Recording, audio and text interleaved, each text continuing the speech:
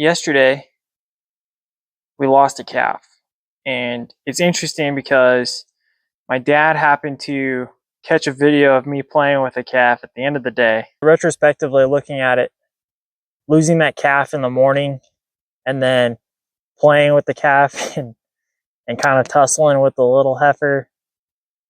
At the end of the day, it was a very full spectrum of emotions and recognition of how different life is, especially on a farm or a ranch, and the appreciation that you can get from it.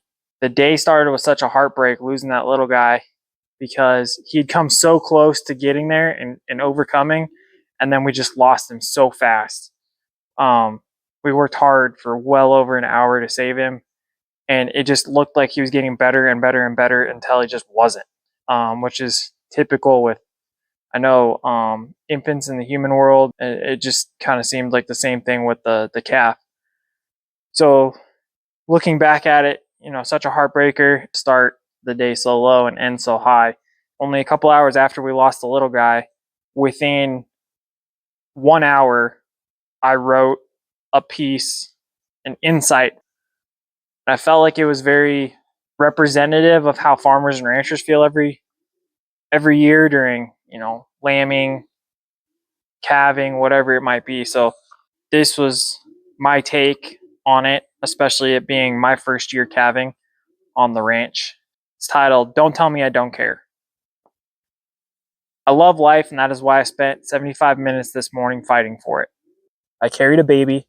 I rubbed it dry. I helped clear its lungs of mucus. Then I finally fought to breathe life into its corpse during the waning minutes. I felt its breath, its heartbeat, a few slight balls of energy. I felt life in my hands, yet it slowly slipped away, despite the hard grasp I tried to maintain. Forgive me if I am irritable and combative today, for my throat still chokes as I smell the remnants of a calf's body in my beard, and the wood chips we laid him in irritate the skin beneath my shirt. The grime and dirt from my fight for life are still caked upon my knuckles. Today was a morning that started like any other this calving season, yet it ended with deep-set emotions from far within my heavy chest and capped by slight tears from the corners of my eyes. Not once during my long attempt to help the dying calf in my lap did I ever consider the thought, I don't want to do this anymore. I left an easy life with good pay and better benefits to return to one with an unknown future in many regards.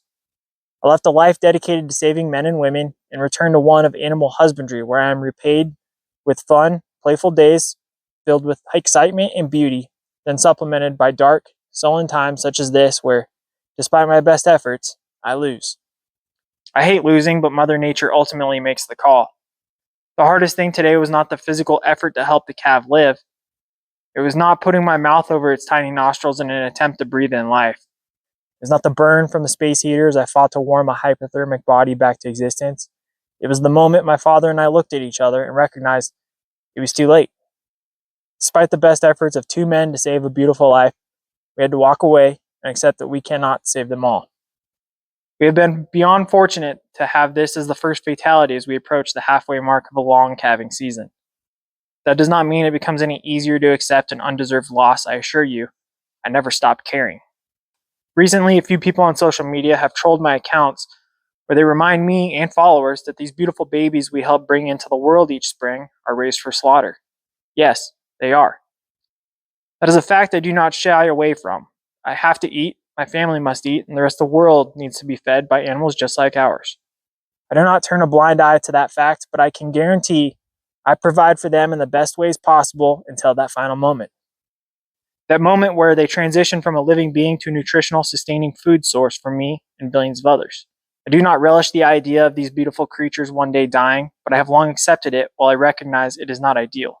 However, if I want to live, I still need to eat. Don't tell me I don't care when I fought longer than that little bull calf did this morning. I am a rancher. I understand what ultimately becomes of my livestock, but that does not mean they do not hold a piece of my heart, regardless of what becomes of them. Now or later.